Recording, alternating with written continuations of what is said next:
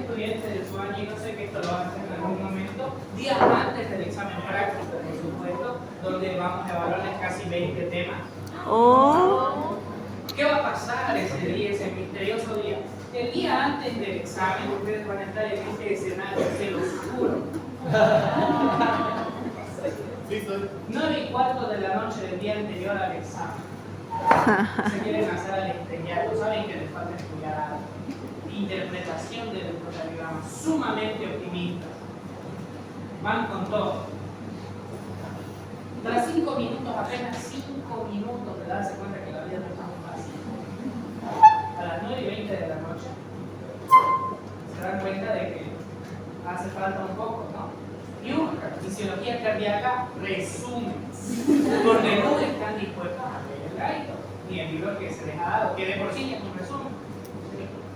Bueno, luego de apenas 5 minutos, porque el libro les empieza a decir que hay un retraso, porque hay discos intercalares, que es un tipo de unión intercelular, lo chuparon más. Y les gusta, que es un miocito, porque tienen que volver a hacer. Posterior a ello se dan cuenta de que sigue siendo algo complejo, porque cuando ya vuelven a ver el electrocardiograma, les piden que sepan lo que es un eje anatómico, un eje eléctrico. Entonces tienen que volver mucho más atrás y terminan buscando razón. Para finalmente, luego de darse cuenta de que no les va a dar tiempo para escribir 20 temas más de la interpretación del electrocardiograma, van a cambiar su búsqueda. Esa es la secuencia que nos sigue. El camino a la locura con el electrocardiograma. ¿Quedó claro? Diagrama de Willis. ¿Les expliqué? No. ¿La presión de la aorta? No. No lo oís, no me corresponde. Oh, sí. Vamos a iniciar, chicos. Este de aquí tampoco me corresponde. Este de aquí tampoco me corresponde. Electrocardiograma. ¿Sí? Sí, por No me favor. pagan lo suficiente. De hecho, no me pagan. Si me tapas un poquito, sí. ¿Verdad? Tengo mucho LDL. Mi colesterol está bien. Sorpresivamente, todos mis laboratorios están bien. Yo igual tenía el colesterol. De mí todo está bien. Todo. Pero tengo hígado graso. No tengo. No tengo anemia. Yo esperaba, yo hubiera agradecido de tener anemia, porque eso hubiera explicado el hecho de que tenga disnea. Pero no tenía anemia. Y dije, chale. Esperé a que salgan los laboratorios. Perfil renal normal, de hecho la creatinina baja, pero no me asustó. Perfil lipídico normal, LDL, LDL, todo estaba dentro de los parámetros. Yo dije, mis triglicéridos deben estar en 400, estaba normal. Perfil hepático, solamente la transaminasa glutámico pirúvica está un poquito aumentada. Hígado.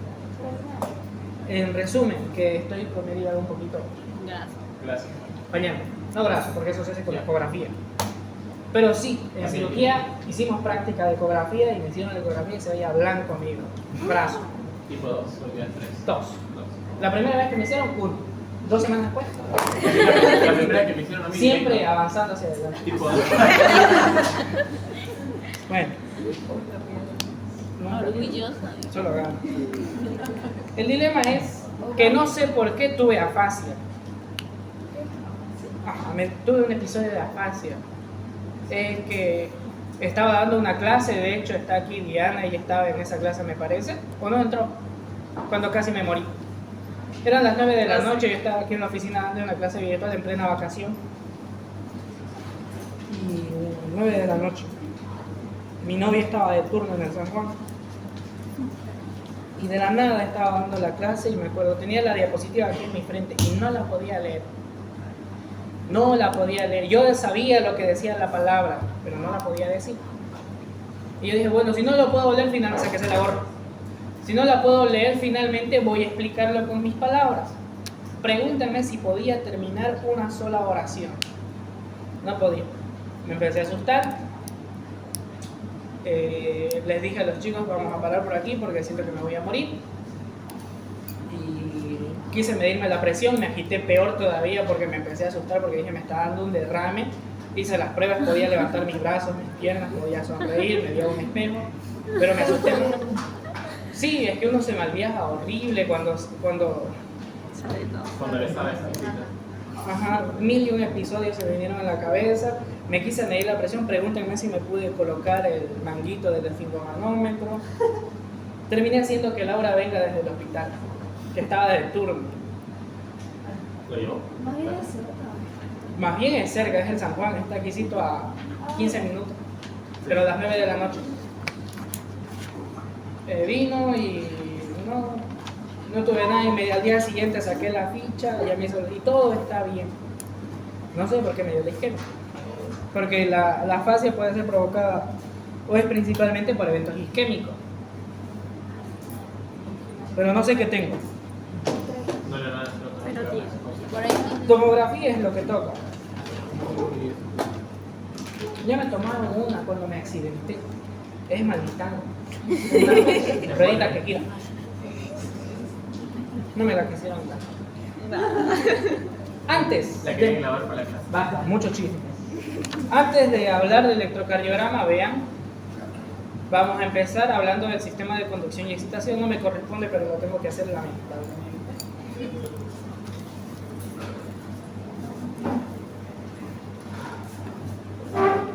He aprendido mi lección y por eso lo voy a dibujar aquí.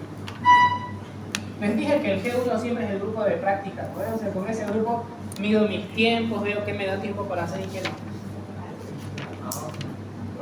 Ellos no lo saben. De hecho, los que están en el G1 ahora lo saben. Les voy a comentar. Un corazón anatómico, un modelo exactamente igual al de la realidad. ¿Por qué vamos a empezar hablando por lo siguiente?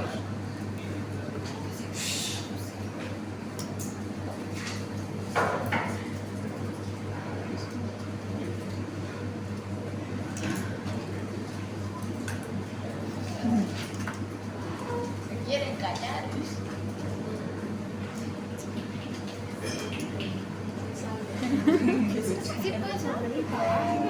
Sí puedes sonreír, papá.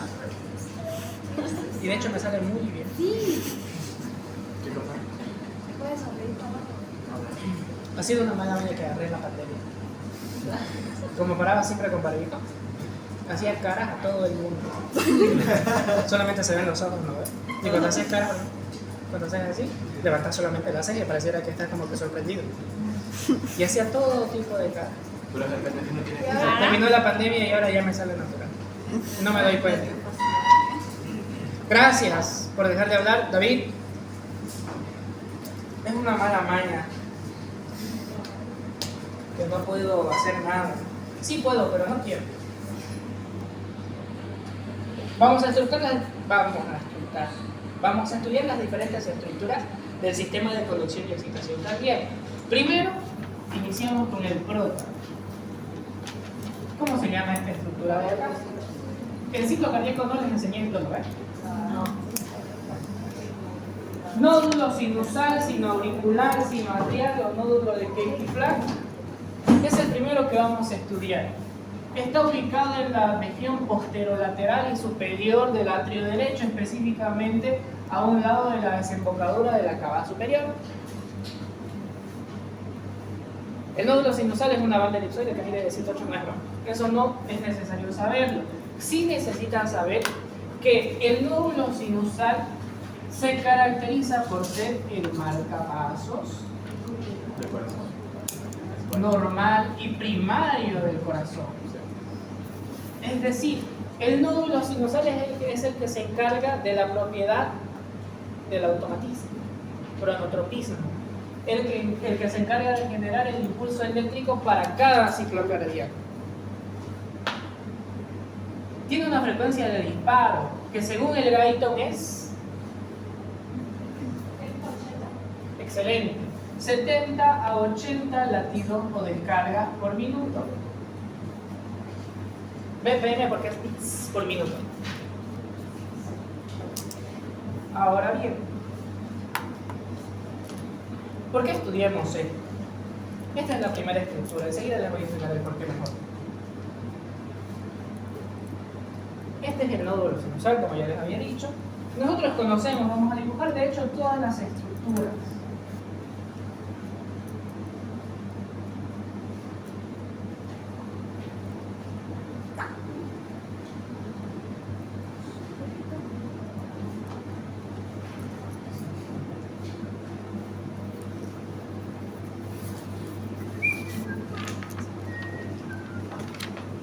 El nódulo sinusal, chicos, como les estaba diciendo, es el que se encarga de generar el impulso eléctrico para cada latido del corazón. Esa es la primera estructura del sistema cardionector. La siguiente estructura que vamos a estudiar son estas señoras de acá. Son vías que están entre dos nódulos. Se van a llamar vías internodales. Tenemos una vía internodal anterior, una media y una posterior. Una de Bachmann, una de Welkenbach y una de Torell. Ahora, vean que las vías internodales están distribuidas al menos en todo lo que es el espesor de la aurícula o del atrio derecho. ¿Cómo se hace para que el atrio izquierdo también se despolarice? Sale una rama comunicante de la vía internodal anterior para la aurícula izquierda. ¿Cuánto va a tardar el impulso eléctrico de llegar desde el nódulo sinusal a través de las vías internodales hasta la siguiente estructura del sistema cardionector, que es el nódulo auriculoventricular, atrioventricular o de Achostabara? Va a tardar en llegar a este impulso. ¿Alguien tiene marcador azul? Grande, Vanessa.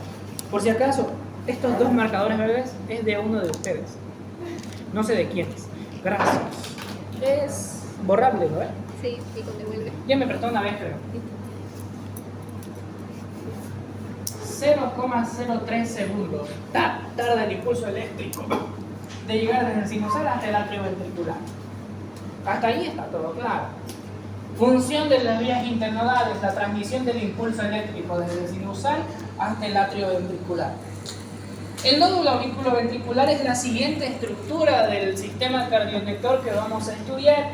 El nódulo atrioventricular se caracteriza por estar localizado en el triángulo de Koch. ¿Cuáles son los límites del triángulo de Koch? Válvula de Chávez. ¿Se acuerdan de la mnemotecnia? Sí. ¿Te beso, te adoro y te escupo? Te beso por la válvula de Tevesio, te odio, te odio por el tendón de Todaro y te escupo por la valva medial o septal de la válvula tricúspide. Ahí está ubicado el nódulo auriculoventricular en el triángulo de Koch. El auriculoventricular es el encargado de provocar el famoso retraso fisiológico de 0,09 segundos. Además de un retraso extra que se da en el haz penetrante de His de 0,04. Yo les explicaba a los chicos, ¿no? Vean un dato muy importante.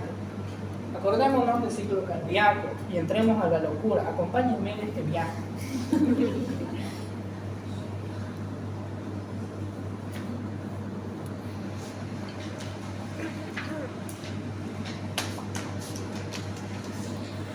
Pregunta, ¿qué dura más, sístole o diástole? Diástole dura 60%. De hecho, la sístole dura apenas 40% del ciclo cardíaco, lo que equivale al intervalo QT. Les digo así porque ustedes ya han visto el otro con el doctor y los que no van a clase están cagados.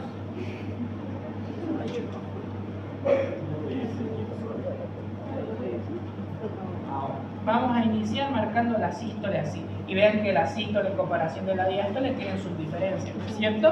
Por ejemplo, la sístole se dividía en 3 periodos que no son iguales entre sí, sino más bien es el periodo intermedio de la sístole el que dura más. En cambio, si nosotros nos dirigimos al estudio de la diástole, decimos que esta se divide en 3 tercios exactamente iguales entre sí. Aquí tenemos nuestro primer tercio, tenemos nuestro segundo tercio y tenemos nuestro tercer tercio. Aquí en la sístole, ¿qué tenemos? ¿Cómo se llama el primer periodo? Esto es sístole, ¿no? Ah, y me olvidé mencionar eso. Esto es sístole. Nos damos cuenta porque es más corto, los periodos no son iguales. Y esto es diástole. Esto es proto, esto es meso y esto es. Y si yo quiero referirme a toda la diástole en terminología, holo. Me olvidé eso de la anterior clase. Holo. Por ejemplo, cuando hablamos de soplos, tenemos que saber en qué fase de cada parte del ciclo cardíaco se da. Puede ser un soplo mesodiastólico, puede ser un soplo protodiastólico, puede ser un soplo regurgitativo protosistólico. De todo. Lo último que les dije está mal. ¿Cómo va a haber un regurgitativo en sístole? No existe. Puede haber, de hecho, insuficiencia de las válvulas auriculoventriculares. Ahora bien, esto lo vamos a borrar porque esto no me sirve para mi explicación. Deberíamos haber borrado. Decíamos, el primer periodo del ciclo cardíaco se llama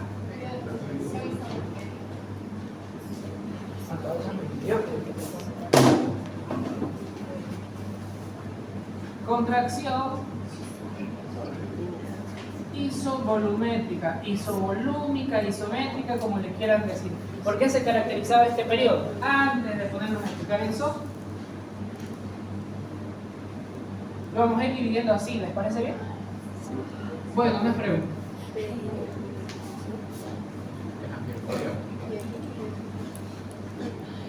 Aquí termina mi sístole y aquí voy a hacer que empiece mi diástole.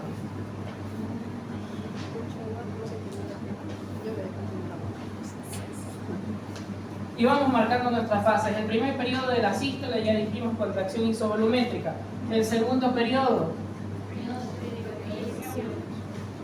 que por supuesto nosotros sabemos que el periodo de eyección a su vez sí se divide en 3 tercios que son iguales.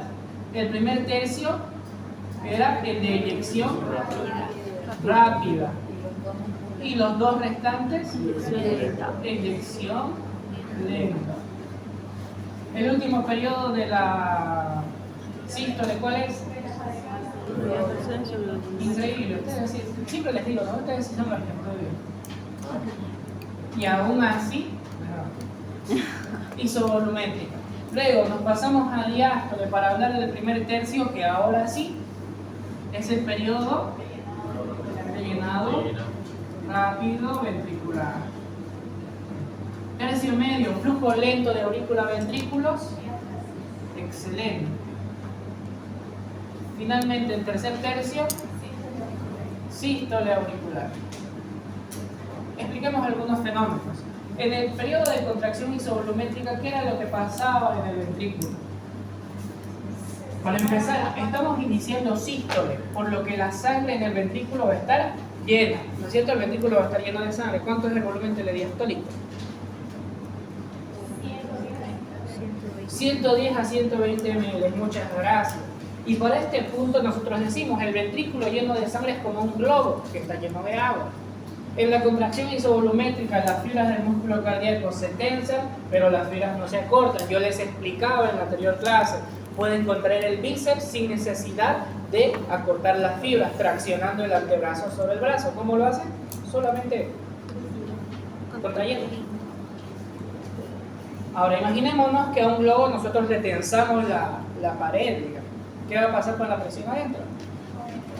La presión aquí va a aumentar porque además de que va a estar lleno de sangre, se va a tensar. Y recuerden que estamos iniciando sístole. Antes de esta sístole, ¿qué hubo? ¿Y qué pasaba en la diástole? La sangre se vaciaba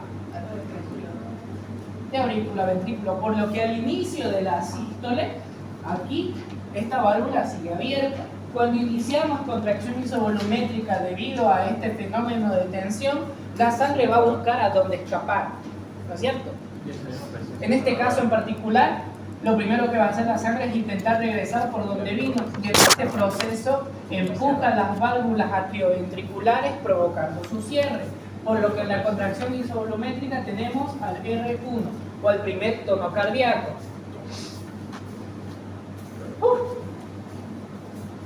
Decíamos que luego de que se cerraban las válvulas, el ventrículo o ambos ventrículos tenían que almacenar o acumular presión durante 0,02 a 0,03 segundos más para que el ventrículo derecho supere los 8 milímetros de mercurio y para que el ventrículo izquierdo supere los 80 milímetros de mercurio. Y una vez que lo superaba, iniciamos directamente en el periodo de eyección. Específicamente en el primer tercio del periodo de eyección, nosotros tenemos a la eyección rápida, donde se expulsa, ¿cuánto? 70% del volumen telediastólico. Perdón por gritarles. Un 70% del volumen telediastólico. En el periodo de eyección rápida se eyectan el 70% y en los 2 tercios restantes el 30% que falta. Termina el periodo de eyección, iniciamos la relajación isovolumétrica.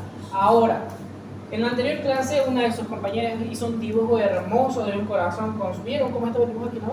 Yo lo arruiné porque lo rellené, digo. Pero dibujó un corazón magnífico. A ver, vamos a intentar dibujarlo por acá. ¿Qué se foto? No sé cómo lo hizo. Son los beneficios de saber bien anatomía. Yo odio anatomía. Comenzando por el hecho de que yo no fui a anfiteatro. ¿Te no fue? No, Pandemia. yo de 30 años de pandemia. Y no sé, dibujó aquí estas... Eso. No sé, dibujó...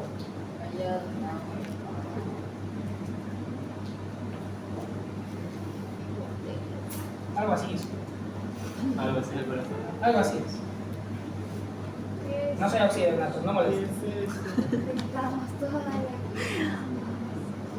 Y por aquí viene el tronco pulmonar, esto sí me lo sé. Viene por aquí y aquí ya no se nota porque lo tapa este. Pero aquí este sí se nota. Aquí se ve el tronco pulmonar. Aquí esto no se va a ver porque esto lo tapa. Y así va, exactamente así es. El tronco pulmonar por supuesto sigue hacia este lado. Pero lo debería hacer con otro color.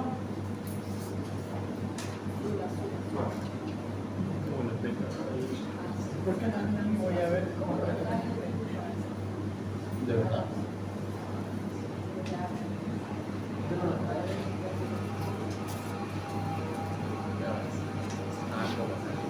Ya.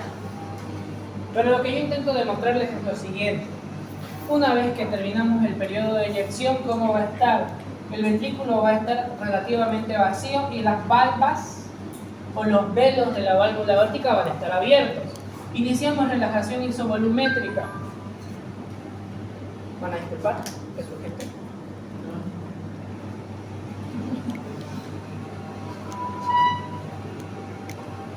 Falleció doña Nelly. ¿Falleció? Sí. ¿Alguna hiciste Una paciente de la sala de tuberculosis. Ah, no. Ah.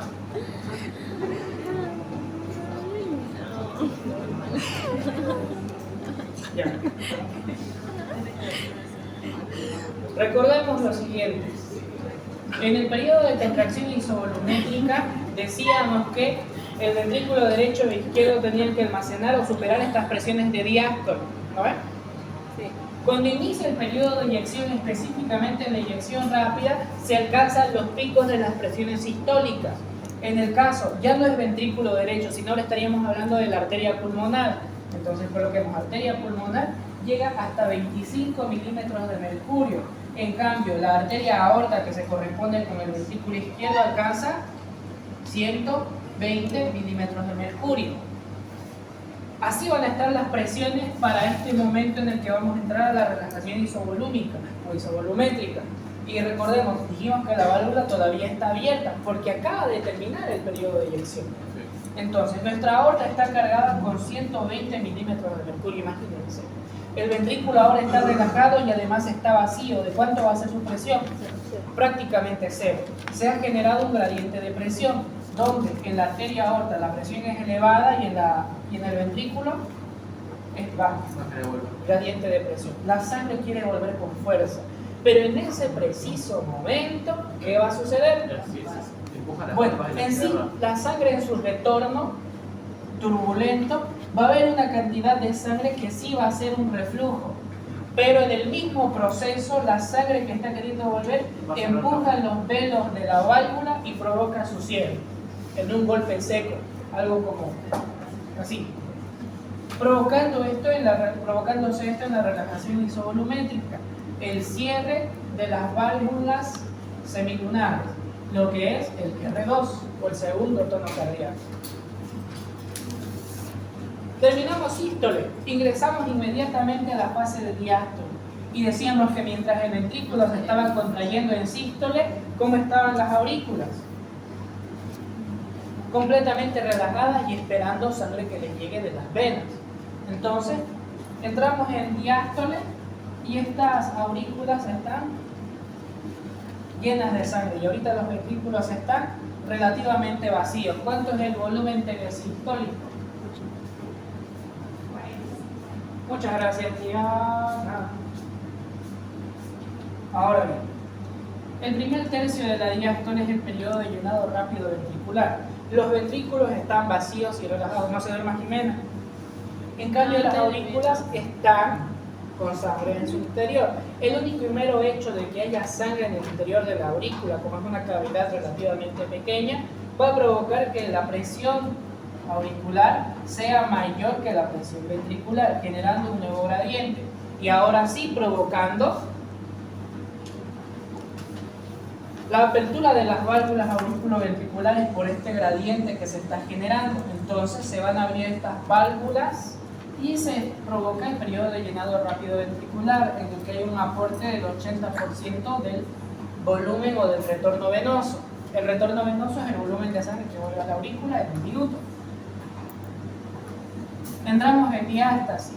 Hay un flujo lento. Como ya se ha vaciado la mayor parte de la sangre de la aurícula al ventrículo, en la diástasis el flujo es lento, continuo, para que finalmente lleguemos al tercer tercio y se dé la sístole auricular. Se contraen estas dos cavidades aportando un 20% extra de flujo de entrada de sangre de aurícula a ventrículo. Y ese es el ciclo. ¿Por qué yo les he explicado esto de nuevo? A modo de hacer un repaso. Era para poder explicarles que... Ya me acordé. El justificante de por qué se da el retraso fisiológico. Porque veo, ¿esto qué es? ¿Esto qué es? Todo esto es diástole, ¿no? Sí. Mientras el ventrículo está en diástole o está relajado, ¿qué pasa en la aurícula? ¿Qué hace la aurícula mientras el ventrículo está relajado? Se contrae y para contraerse se tiene que despolarizar. O sea, yo puedo entender que la aurícula se tiene que contraer antes de que el ventrículo lo haga. ¿Sí o no? ¿Qué pasaría si todo el corazón se contrae en un solo golpe? O sea, al mismo tiempo. No sabemos qué pasa. Imagínense un accidente hemodinámico terrible. La sangre, ¿a dónde va a escapar? Se va a ir por las venas, por las arterias, ¿por dónde? Entonces, precisamente por eso es que se tiene que dar el retraso fisiológico de 0,09 segundos. Ya explicamos el para qué. ¿Para qué hay el retraso? Para que primero se despolaricen las aurículas y vacíen su sangre hacia los ventrículos y recién el impulso se propague por el ventrículo y este se contraiga y posteriormente eyecte la sangre. Esa es la explicación, ese es el para qué, pero ahora yo quiero saber el por qué se retrasa el impulso a este nivel. ¿No? Porque vean, desde la aurícula, desde el nódulo sinusal hasta la aurícula ventricular son apenas 0,03 segundos. ¿Por qué aquí el impulso tarda tanto? ¿Por qué se queda ahí por este periodo de tiempo?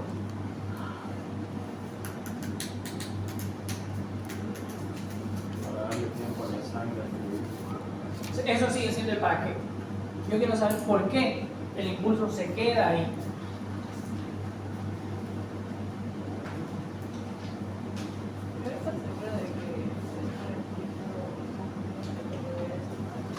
El tejido conjuntivo del que usted habla, que es la cápsula fibrosa, es un tejido que aísla las cavidades de las aurículas, de los ventrículos, y está a este nivel. Pero no, eso solamente aísla e impide que el impulso vaya directamente de la aurícula al ventrículo. ¿Por qué? ¿Quiénes llevaron histología con el doctor Huesa? Levante la mano. De hecho, usted pasó conmigo histología. ¿Por qué? Me voy a sentar y aquí vamos a quedar si no me dicen por qué. Porque lo expliqué en la anterior clase. ¿Por qué el impulso se propagaba tan rápido por el sistema de conducción y excitación? ¿Qué era lo que facilitaba que el impulso viaje tan rápidamente? Los discos intercalares. Era por un gran número de discos intercalares en todo este tejido especializado. En el nódulo auriculoventricular, ¿qué es lo que sucede? Hay una disminución considerable de los discos intercalares.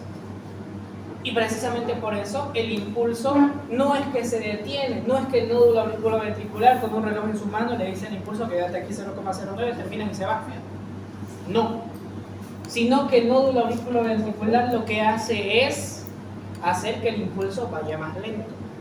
No se detiene, el impulso tarda en propagarse por el nódulo auriculoventricular debido a que hay menor cantidad de discos intercalares. Lo mismo en la porción penetrante del haz de His. Por eso es que hay ese retraso.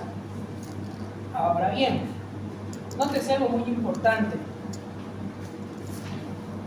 ¿Cuánto va a tardar entonces el impulso? Desde que nace en el nódulo sinusal hasta que llega a la porción penetrante del haz de His, antes de propagarse por el ventrículo. Sumemos. 0,03 más 0,09. 0,12 más 0,04. 16, 0,16. No se olviden de este número, por favor, no se olviden. ¿En qué estructura me había quedado? De un retraso extra en lo que tarda el impulso eléctrico. Luego de salir del nódulo auriculoventricular, este tiempo es el que tarda el impulso en transmitirse por el haz penetrante de His. Gracias por preguntar, me había olvidado de eso. Por eso hago diapositivas, porque yo me empiezo a viajar para otros lados y termino perdiendo el objetivo. Ahora bien, 0,16 segundos es lo que tarda, ¿no es cierto? ¿En qué parte estaba del sistema cardíaco? En el nódulo auriculoventricular. Además de generar el famoso retraso fisiológico, el nódulo auriculoventricular también tiene una frecuencia de disparo. ¿De cuánto? ¿De cuánto? ¿No era 50? ¿Cuánto dice el gallo?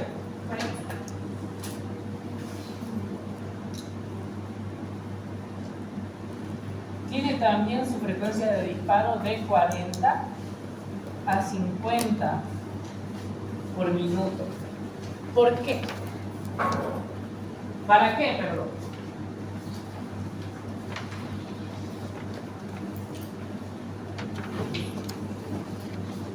¿Para qué? Jimena, para que no se duerma.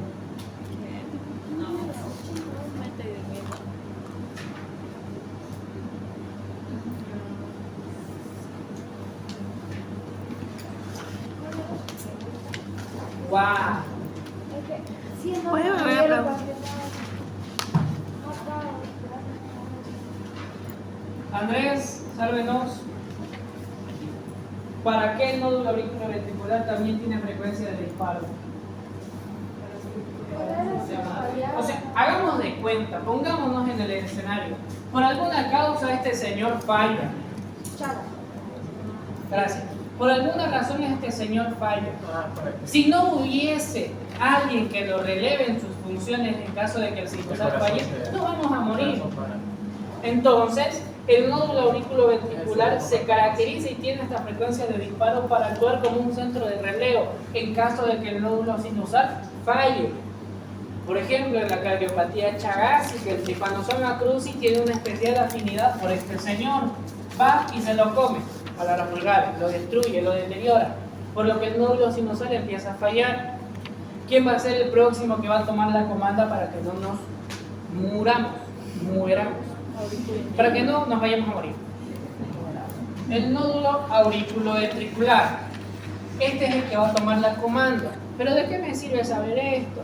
Me sirve saber por qué. Vamos a ver en el electrocardiograma que cuando el nódulo sinusal es el que tiene la comanda, es el que lleva el ritmo del corazón, a esto se le va a llamar ritmo sinusal. O sea, a un corazón sano vamos a denominarle que tiene un ritmo sinusal.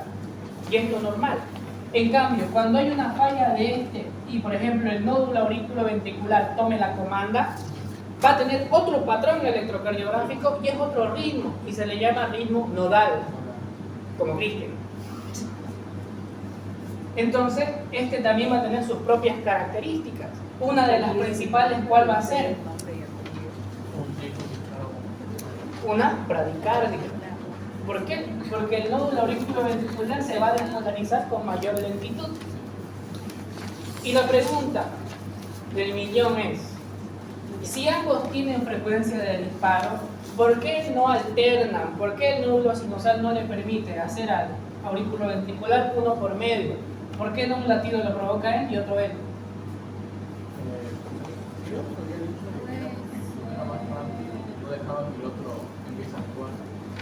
Gracias. Esa es la respuesta. Y si nos ponemos más exquisitos en la respuesta, sería por el periodo refractario, que en teoría lo ha visto, o lo debería haber visto. Debido a la velocidad de despolarización del nódulo sinusal, no va a permitir que éste sea capaz de generar su propio impulso.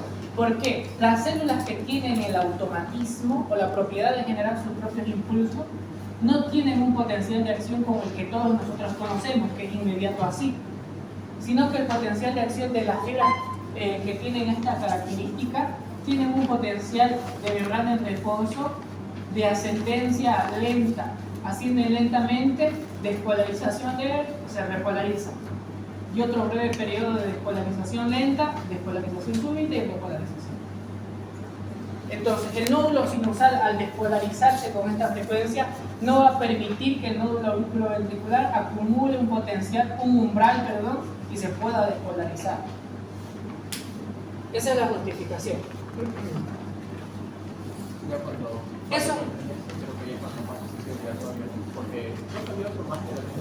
De hecho, cuando ya está el nódulo auriculoventricular en función, ya se debe colocar un marcapaso, es ideal para mantener una frecuencia cardíaca normal. Pero hay pacientes que creo que sí quedan, ¿no? Con este... Sí, y se ve en el electro, una espiga, la espiga del marcapaso se le llama. Entonces, ya estudiamos sinusal, internodales y auriculoventricular. ¿Qué nos falta? Haz penetrante de His. El haz se caracteriza por ser la única rama de transmisión o la única vía de transmisión de impulsos desde la aurícula hacia el ventrículo en un corazón normal.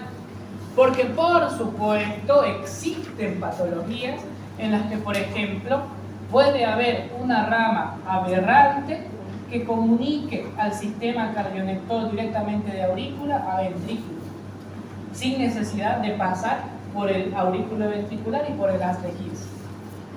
Ustedes ya han visto el electro con el doctor, ya saben cómo se ve un electrocardiograma normal. Así es más o menos, ¿no ven? Saben que esto es la onda P, saben que esta es la Q, saben que esta es la N, saben que esta es la S y saben que esta es la T. ¿Cierto? No creo que hayan hablado todavía de cuánto dura cada onda porque no corresponde hacerlo. Pero yo les digo,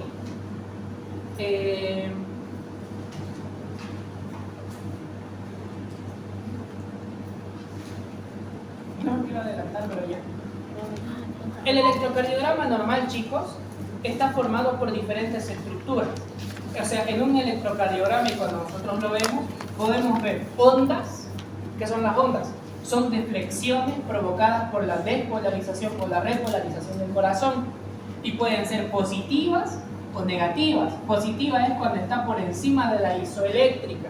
¿Y qué es la isoeléctrica? Es esta línea plana. Esa es la isoeléctrica. Es positiva cuando la onda está por encima y es negativa cuando está por debajo.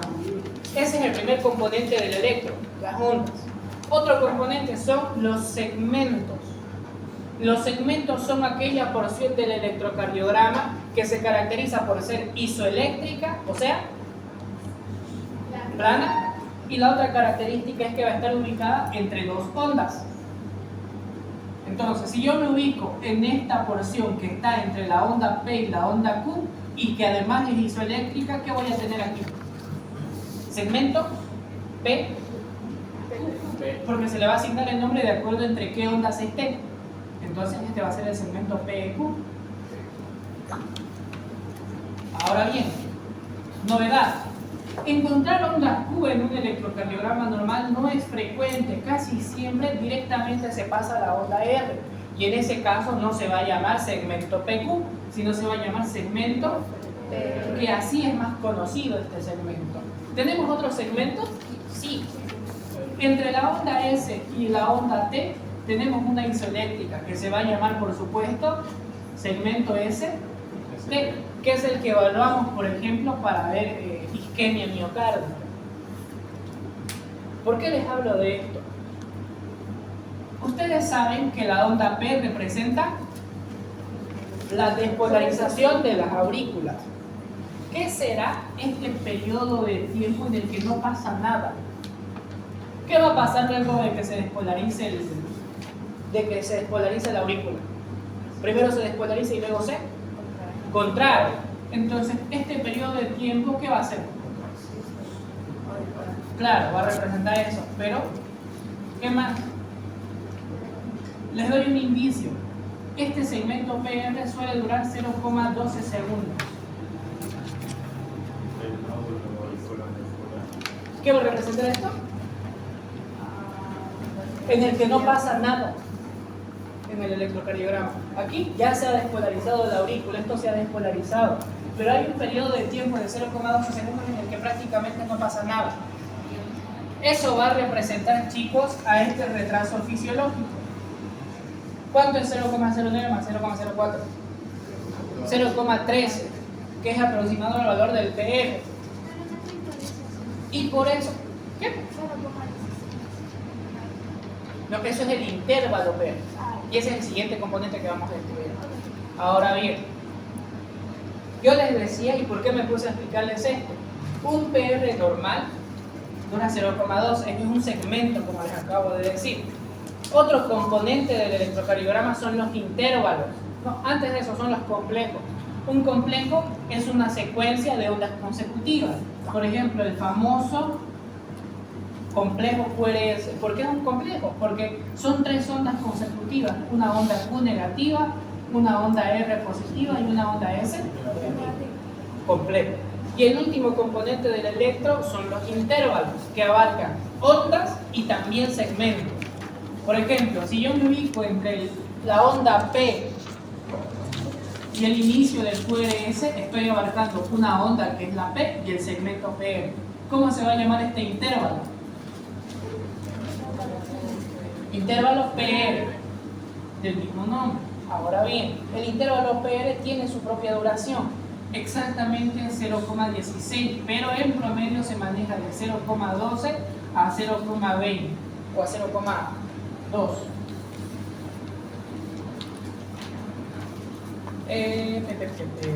Si es mayor es un bloqueo auriculoventricular, y si es menor, ¿qué podrá ser? O hablemos directamente del segmento PR, de esta porción que representaba el retraso fisiológico. ¿Qué van a pensar si ustedes ven un electrocardiograma así? Grafiquémoslo al ladito para que se den cuenta de la diferencia. Onda P, directo. ¿Qué va a significar esto? Que no haya esta parte de aquí. Que no se está dando el retraso fisiológico. Eso quiere decir que está habiendo una vía aberrante que se está saltando al retraso fisiológico. Y así se va a manifestar. En primer lugar, un segmento PR reducido, también un intervalo PR reducido. Y además se va a caracterizar porque vean cómo es aquí el QRS. Es directamente así. Vean el QRS de aquí cómo va de este modo. ¿Ven esta curva ascendente? Se llama onda delta. Y esto es característico, por ejemplo, es característico del síndrome de Wolff-Parkinson-White. Sí, que se caracteriza porque existe una vía aberrante de transmisión de impulsos de aurícula a ventrículo. Y por eso explicamos el sistema cardionector, para que podamos hacer la asociación y entender cómo esto se plasma en el electrocardiograma. No es de loco.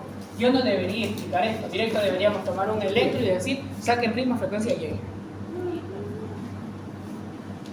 Lo hice así en el 2022. No salió bien. ¿Cuántos se murieron? Solamente aprobó uno. No. Igual preguntar. ¿Por qué normalmente no hay la onda? Es una respuesta muy larga. De hecho,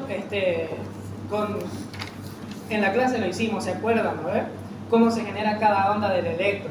Hay que dibujar este corazón, hay que dibujar las derivaciones y hay que empezar a graficar y se explica. Una vez que el impulso viaja por el tabique, primero va hacia la región izquierda formando un vector de despolarización a esa región que se aleja de la derivación, o se acerca a las derivaciones D1 y D2, por lo que no se genera onda Q. En cambio en D3, que es lo opuesto, sí se genera porque el impulso se está alejando. Un pedo, ¿no? ¿Lo podemos explicar? Sí, pero nos va a tomar más tiempo. Y lo vamos a ver más adelante, si Dios quiere. Es que sí quiero explicarlo, a mí me encanta explicar esto, pero es cuando estemos hablando de las derivaciones. Falta. Sí lo vamos a hacer. Pero ya me malviajé. ¿Dónde estaba? Wolff-Parkinson-White. Por eso estudiamos el sistema cardionector, chicos. Vamos a borrar nuestra vía aberrante. Suena bonito, ¿no? Aberrante. Como países del año. Sí. La siguiente estructura del sistema cardionector son las ramas derecha e izquierda del haz de Higgs, encargados de transmitir el impulso que llega desde el haz penetrante hacia toda la masa ventricular. De hecho, desde que el impulso eléctrico ingresa al ventrículo por el tabique hasta que llega hasta la última fibra de Purkinje es 0,03 segundos. Y el tiempo que va a tomar desde que llegue el impulso hasta que se despolariza toda la masa ventricular son otros 0,03 segundos. Por lo que, ¿cuánto va a tardar el impulso eléctrico en llegar desde que empieza en el tabique hasta la última fibra del músculo ventricular? 0,06 en total. Además de decir palabras bonitas como aberrante, Wolff-Parkinson-White y otras cosas, estudiamos este sistema cardionector por lo siguiente. Nosotros tenemos que comprender que en un corazón normal, en un corazón sano, se genera un eje eléctrico, un vector eléctrico. ¿Por qué? Si nosotros tenemos que explicar esto, yo prefiero explicarlo así. Yo dibujo un conjunto de células de este modo y se los explico. Estos son los núcleos. Se los explico de la siguiente manera. Cuando empieza la despolarización en un órgano, como en este caso es en el corazón, la despolarización va a iniciar en una célula. Se empieza a despolarizar. Y la despolarización sigue una dirección. En este caso se va a despolarizar de este modo. O sea, va a ir de derecha hacia izquierda. Ese es el sentido que toma esta despolarización. Ahora, a esta dirección, nosotros le llamamos vector. Un vector no es nada más que una dirección o que una flechita, vamos a decir. En el caso de nuestro corazón, si ustedes se han tomado, dejen de jugar. ¿Parece? Soy bien viejo, como digo corrector. Si ustedes se han tomado la molestia de agarrar el Guyton y abrirlo o de leer el libro de resumen que tiene, han debido ver que cuando empieza la despolarización en el corazón, la despolarización sigue un conjunto de vectores más o menos así. ¿Sí o no? Va de manera progresiva. Cuestión, de que si nosotros sacamos el vector resultante, o sea, la suma de todos estos vectores, vamos a obtener esto, un vector tal que así. Y este es el vector o el eje eléctrico del corazón normal, que se dirige, vean, de arriba hacia abajo, de derecha hacia izquierda, y esto es 2D, no lo podemos ver, pero en el modelo anatómico normal es de atrás hacia adelante también. Ahora, por eso estudiamos el sistema cardionector, porque cuando entremos directamente al electro, ustedes en fisiología tienen que dominar los primeros 3 pasos. 1, 2 y 3. El primero es sacar el ritmo cardíaco. El segundo es determinar frecuencia cardíaca. Y el tercero es diagnosticar o saber cuál es el eje del corazón. Y para saber el eje, yo tengo obligatoriamente que saber cuál es el eje cardíaco normal, para luego compararlo con el que me muestra un electrocardiograma. ¿Vieron que sí lo pudimos hacer? Y todavía nos falta.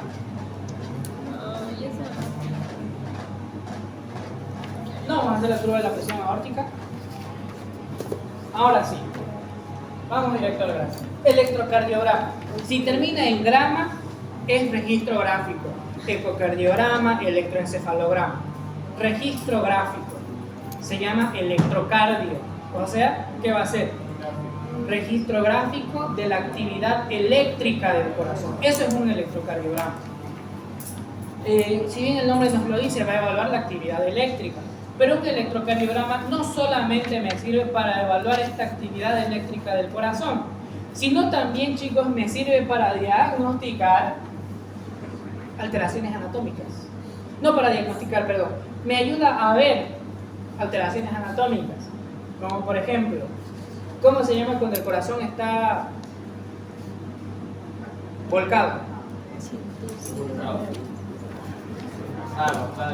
Directamente. ¿Cómo se llama cuando el corazón no está en el lado izquierdo, no está en la mitad izquierda del tórax, sino en el derecho?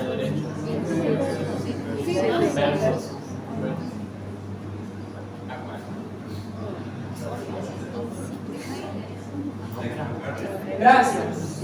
Dextrocardia. ¿Qué va a pasar en la dextrocardia? El corazón va a estar aquí. Y esto obviamente yo lo voy a poder notar en el electrocardiograma, porque de hecho ni voy a poder registrar las precordiales porque van a estar acá. Entonces alteraciones anatómicas yo las puedo notar en un electrocardiograma. Trastornos hemodinámicos también los puedo ver en un electrocardiograma. ¿Cuáles son los trastornos hemodinámicos? Patología. Los embolismos, las trombosis, los tromboembolismos, la arteriosclerosis, la enfermedad de Kawasaki, todos esos. Isquemia, infarto. Eso yo lo puedo ver en un electro. Si yo me ubico en este nivel, en la arteria aorta, estos son los velos de la válvula aórtica. Y aquí tenemos a los senos de Valsalva. De este sitio nacen unas estructuras muy importantes. ¿Cuáles son estas estructuras?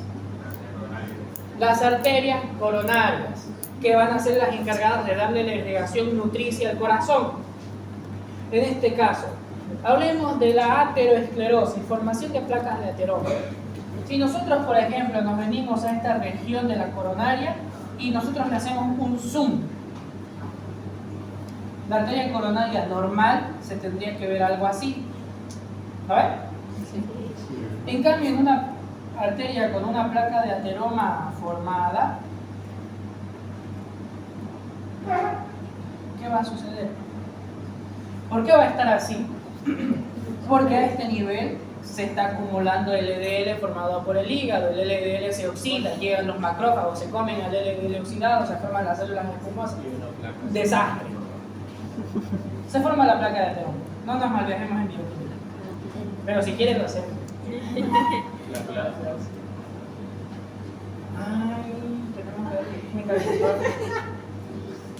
La misma cantidad de sangre que atraviesa esta coronaria normal tiene que atravesar por esta coronaria que está obstruida, semi-obstruida.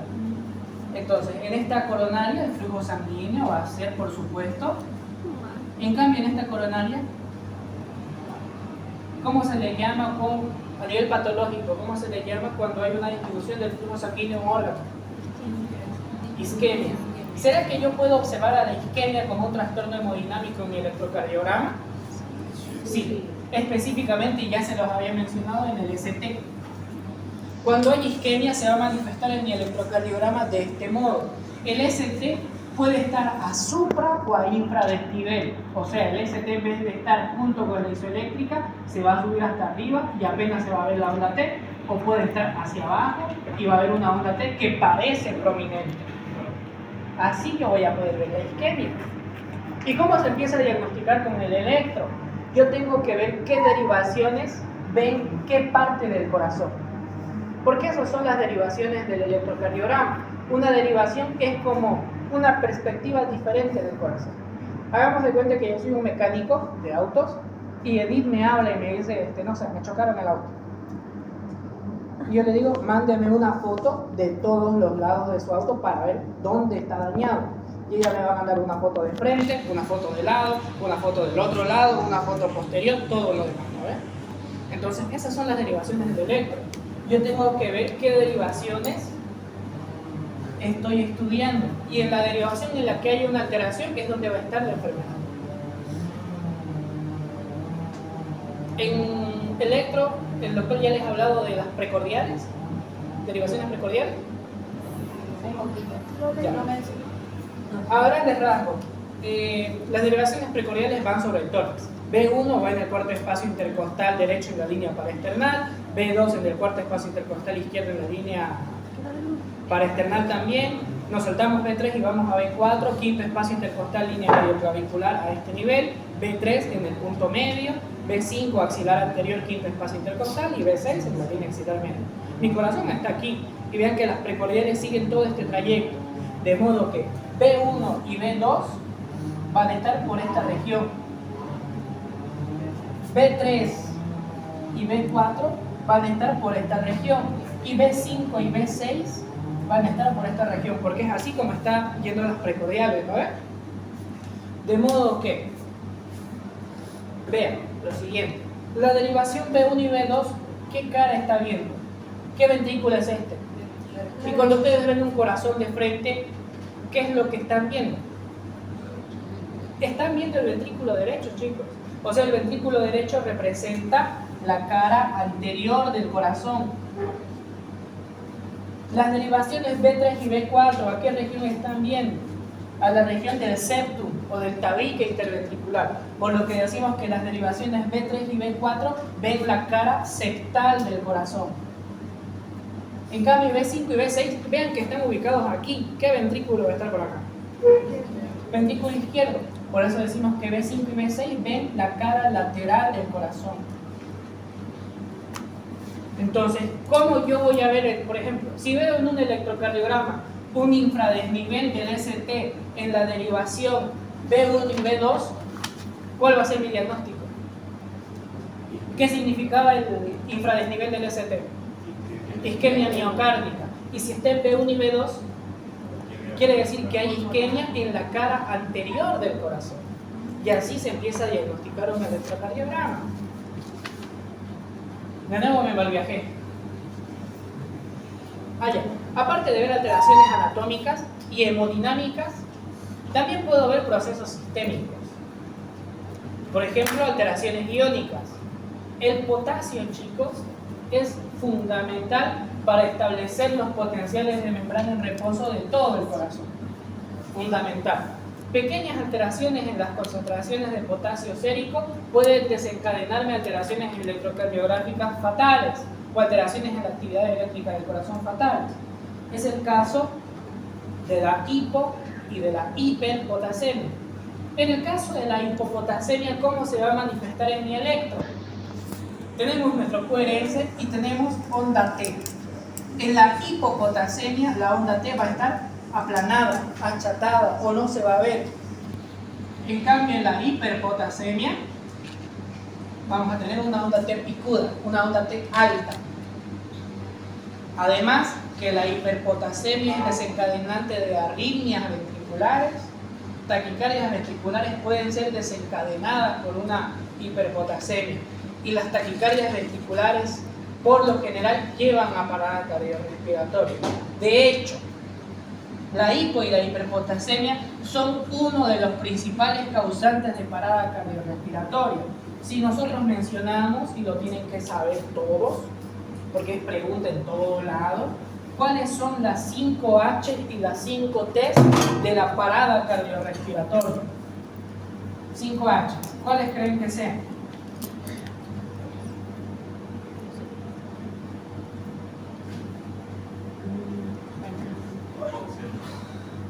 ¿Perdón? Guarden sus celulares, jóvenes. Excelente, está bien, es hipoxia 1. Otro. Excelente. Hipoxia, hipovolemia. ¿De qué estamos hablando ahorita? Hiperpotasemia. Con eso. ¿Qué más? Hidrogeniones. Y esto, por supuesto, hace referencia a la acidosis. Y nos falta el final, que es la hipotermia. ¿Y cuáles serán las 5 T's? Ya no hay espacio. Sí, hay espacio, ¿no? Es que no se ve. ¿Cuáles son las 5 T's? El segundo que era.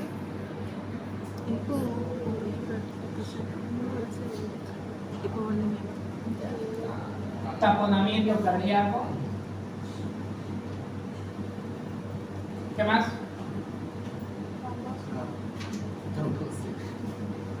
A ver, si bien es una T, no empieza con T. Neumotórax, atención. Otro, tóxicos o tabletas, o sea, medicamentos.